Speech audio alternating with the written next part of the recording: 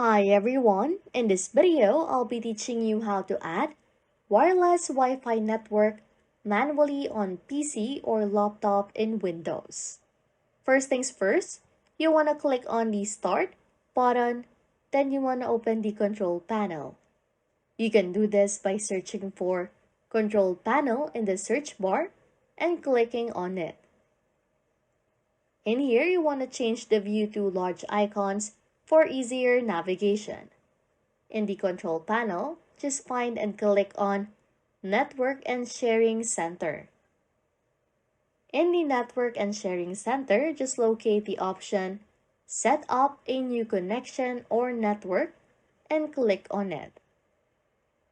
Then just choose Manually Connect to a wireless network and click Next.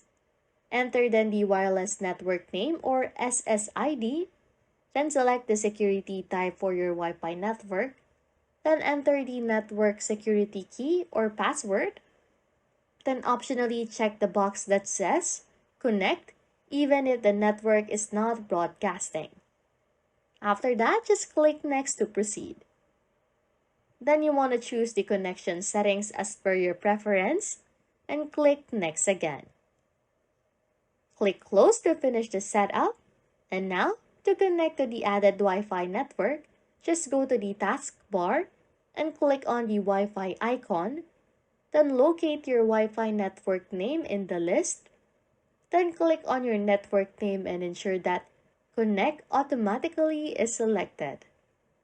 Click then Connect. And if prompted, just enter the network password or security key and the system will connect to the Wi-Fi network as it is. Anyways, if you like content like this, don't forget to subscribe to this channel or comment down below any tutorials you want us to make so we can help you.